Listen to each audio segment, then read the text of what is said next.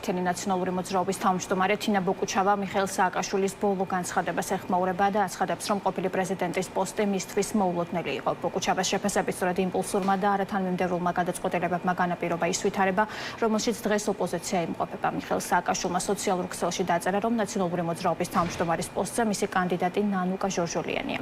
სააკაშვილის განმარტებით ივლისში პარტიის ხელმძღვანელი პირების უფლებამოსილების ვადა იწურება და უცელებელია თავმჯდომარის არჩევნების ჩატარება ისეთი ფორმატით, რომელიც მისი შეფასებით ხელისუფლების ჩარევას გამორიცხავს. ნაციონალური მოძრაობის გეგმა პარტიის ძირფესიანი ცვლილება და გაცოცხლებაა. შედეს თუ არა ამ გეგმებში ალიანსში დარჩენა.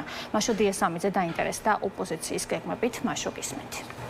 პირველ რიგში საუბარს დავიწყებ იმით, რომ რამდენიმე საათის წინ გამოაქვეყნა სწორედ მიხეილ სააკაშვილმა სოციალურ ქსელში პოსტი, სადაც მან ღიად დაუჭირა ნანუკა ჟორჟოლიანს მხარი, როგორც მომავალ პარტია ნაციონალური მოძრაობის თავმჯდომარეს, ასევე აღნიშნა საკუთარ პოსტში მესამე პრეზიდენტმა, რომ ახლა აუცილებელია პარტიაში ძირეული ცვლილებები, ვინაიდან პარტია გასაცოცხლებელია. ამ განცხადების საპასუხოდ თინა ბოკუჩავა აცხადებს, რომ მისთვის ეს განცხადება იყო მოულოდნელი, იქიდან გამომდინარე, რომ მან იცოდა, რომ პირიქით მას ჰქონდა სწორედ მიხეილ სააკაშვილის მხარდაჭერა, ახლა კი მოულოდნელი სიურპრიზი იყო ეს განაცხადი. ასევე ახლა ყველა ელოდება, მათ შორის ყოფილი თავმჯდომარისა და მოქმედი პოლიცსაბჭოს თავმჯდომარის ლევან ხაბეიშვილის პოზიციას პარტიაში მიმდინარე პროცესებზე, რომელიც სხვათა შორის დღეს ევროსაბჭოს წამების კომიტეტის წარმომადგენლებმა მოინახულეს საპატიმროში. ასევე მაყურებელს ვეტყვი, რომ თინა ბოკუჩავამ განაცხადა, რომ ნებისმიერი გადაწყვეტილების მიუხედავად ის პარტიის დატოვებას არ გეგმავს.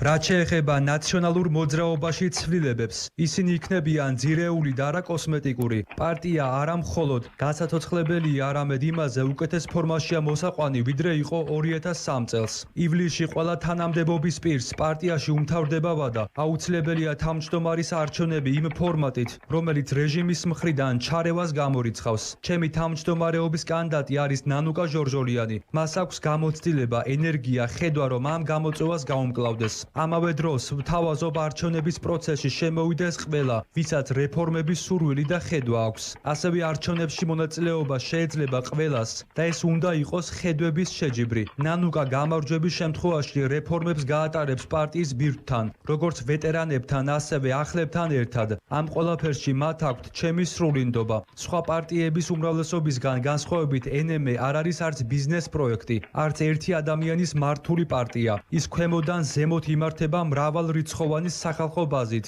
და ამ მხარდამჭერების პოზიცია ჩვენთვის გადამწყვეტია. ეს ყველაფერი აუცილებელია და გადაუდებელია. განსაკუთრებით ჩემი, ხაბეს, ირაკლი ნადირაძის და სხვა ლიდერების ციხეში ყოფნის პირობებში. ჩვენი და საქართველოს გამარჯვება გარდაუვალია. ის პოსტი, რომელიც სულ რამდენიმე წუთის წინ მე ბრიფინგზე გზად წავიკითხე, მოულოდნელი იყო და ჩემთვის უკიდურესად სამწუხაროა.